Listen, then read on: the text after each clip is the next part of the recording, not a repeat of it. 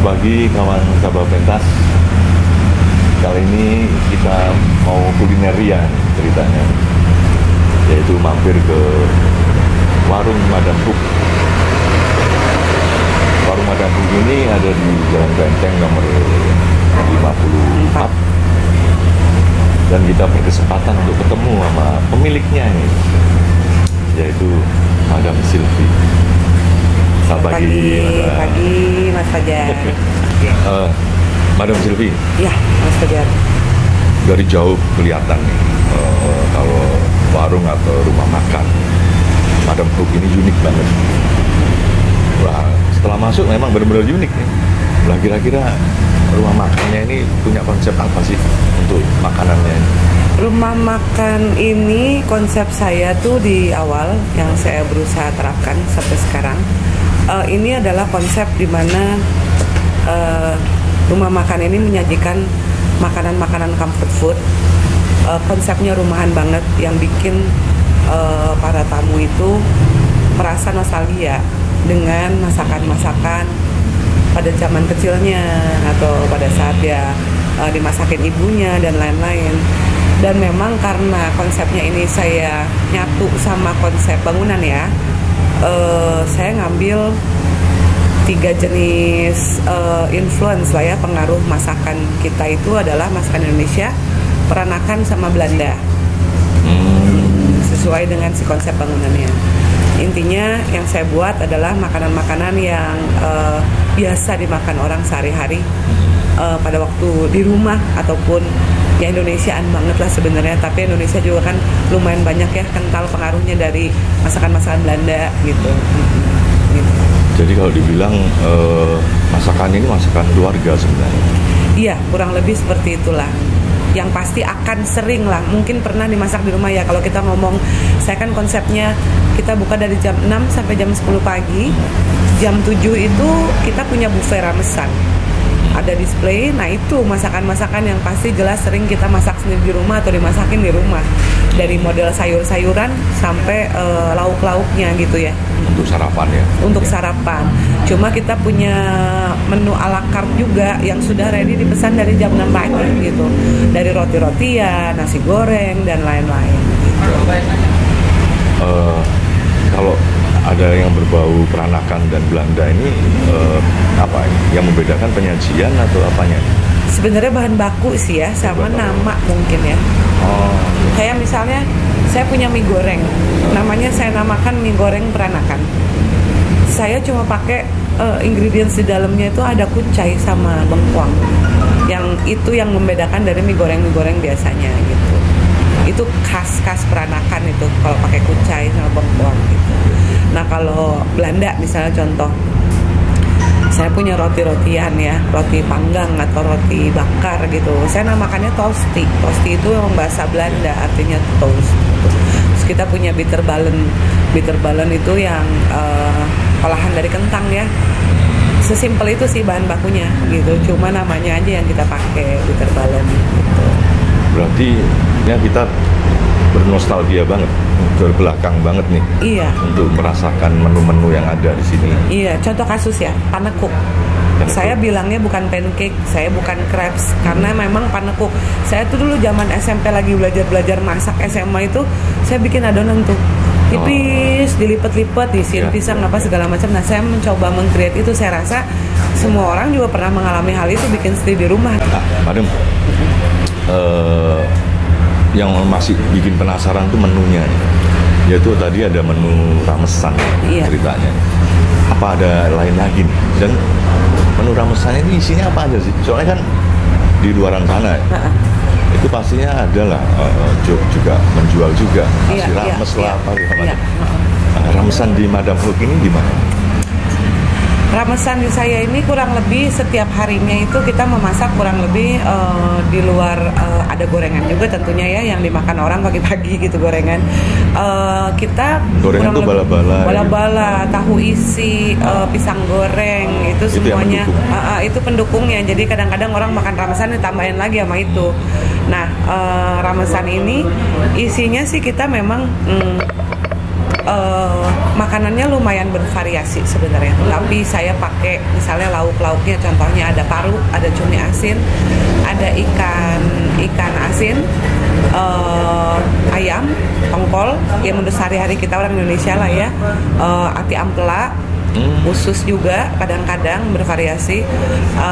Nah, dengan bermacam sayurannya jelas keciwis dan lain-lain, dan itu kita paparkan di display buffet ya, jadi kayak touchscreen gitulah ya, tinggal tunjuk gitu. Kita ada paket-paket ramesannya, misalnya 1 lauk 2 sayur dan lain-lain, dan ada yang spesial yang selalu akan ada setiap hari kecuali kalau sold out ya, itu lodehnya saya namakan lodeh oma. Kenapa saya namakan lodeh oma? Jadi itu sebenarnya resepnya resep mertua saya. Lodehnya beda dari yang saya rasakan. Ini lodeh yang pernah saya rasakan waktu kecil. Tapi pada saat sekarang ini lodeh-lodeh yang lain dengan isi terong dan lain-lain, menurut saya kurang lekoh, walaupun mungkin terong itu adalah hatinya lodeh ya. Tapi saya justru nggak pakai terong di sini lodehnya. Tapi memang gurih. Isinya hanya jagung semi, cabai gendot dengan percabean lainnya, udang dan tahu gitu. Menarik nih ya, karena kan di Bandung, terutama di Jawa Barat, lodeh itu kan jarang sekali ya dikelola. Dan baik beda sama Jawa Tengah, Jawa Timur kan. Sayur lodeh itu udah familiar. Kok berani lodeh ini jadi maskot juga selain ramesan? Sebenarnya saya sangat suka lodeh itu ya, walaupun harus saya modif sedikit lah ya dari resep aslinya gitu. Saya suka banget lodeh itu, dan karena saya pecinta pedas sebenarnya ya. Berarti ada sambelnya juga dong kalau cabai gendot yang bikin pedasnya. Langsung dicampurin gitu. Langsung di situ, langsung dimasak. Jadi memang kalau porsi saya yang makan itu cabenya luar biasa banyak, cabai gendotnya. Cuma kan saya harus menyesuaikan dengan lidah kita ya. Iya. Nah, orang tuh pada kaget memang dengan saya berani. Kenapa? Karena nggak ada lodeh yang langsung pedas dikasih begitu. Iya, karena orang kan pakai sambal terasi. Bisa iya. Dicocol atau dicampur. Karena memang unik. Dan saya rasa satu lagi juga yang membuat saya yakin juga sama anak saya itu nggak bisa makan sayur dulunya. Tapi anak saya makan lodeh itu lahap. Itu bisa setengah panci habis sama dia sendiri digadoin ya, tanpa cabai gendot ya. Jadi bikinnya hanya tahu dan udang gitu. Saya yakin kalau anak saya suka gitu ya, pasti orang lain juga akan suka. Dan ternyata memang benar sih, lodeh itu jadi unik sih ya, jadi ciri khas gitu. Karena memang langsung orang yang doyan pedas, langsung kerasa itu sih pedasnya dari si cabai gendotnya. Sementara untuk yang ramesannya, sembari ini kan saya pesen ya ramesan, jadi kita lihat apa aja nih yang dibawain termasuk si lodehnya ini. Waduh, ini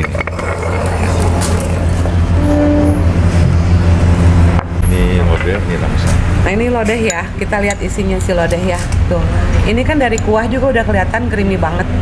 Nah ini cabai gendot yang bikin pedas, kemudian ada potongan udang kecil ya.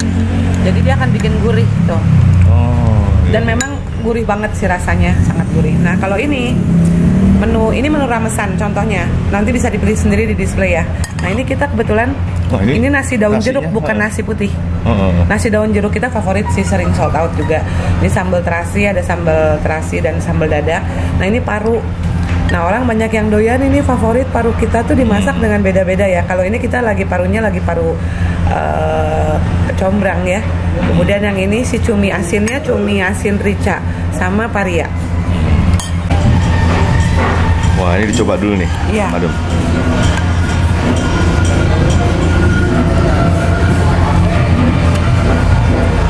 Lekoh.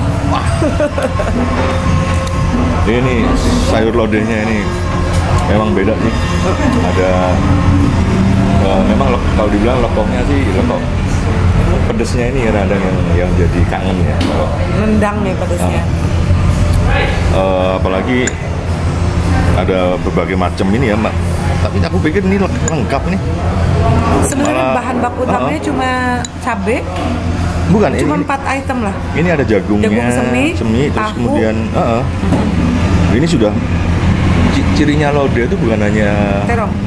bukannya terong sama ini tewel ya, dibilang tewel atau apa itu? Nangka muda itu loh. Oh iya. Oh iya. Kan lodeh itu dari situ sebenarnya. Tapi kalau saya nggak pakai nangka muda. Jadi tapi ya kalau dilihat dari kuahnya ini, ya ini lodeh gitu loh.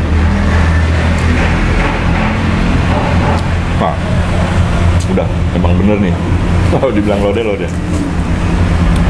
Nah kalau ini yang ramesnya ini yang membedakan nih nasi jeruk. Ada pilihan nasi daun jeruk. Nasi daun jeruk ya.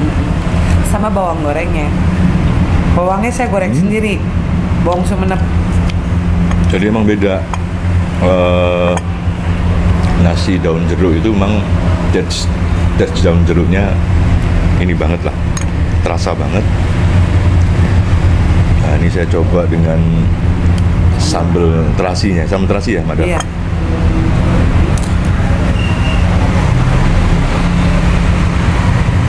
Wah, ini sambelnya. Nah, ini orang pasti mengenang sambal terasinya ini ya, ini kan rames. Kayaknya Paru, cumi.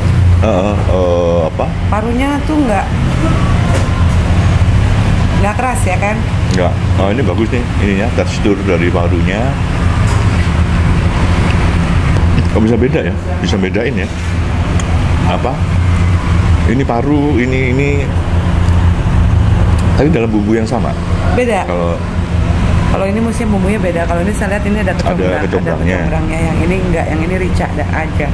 Tapi bisa jadi saya selalu coba tiap hari pun masakan utamanya sama lauknya ya. Misalnya besoknya parunya dicabai hijauin. Atau enggak cuminya yang dipakai cabai gendot. Oh, berarti... Jadi memang bahan bakunya utama. Itu tetap sama. Bahannya sama. Kenapa? Supaya orang kalau kangen nyari, ya udah di sana mah cuminya yang enak, mau dibikin apa aja dan lain-lain, atau parunya gitu. Saya nggak mau ada yang bahan baku utama ini jangan sampai ada yang hilang. Berarti kasih ngikutin terus lah. Iya. Rempah atau bumbunya itu masih tetap ngikut. Jadi orang akan, wah bedanya di sini nih. Bedanya ternyata di bumbu, betul. Okay. Nah ini yang satu lagi paria.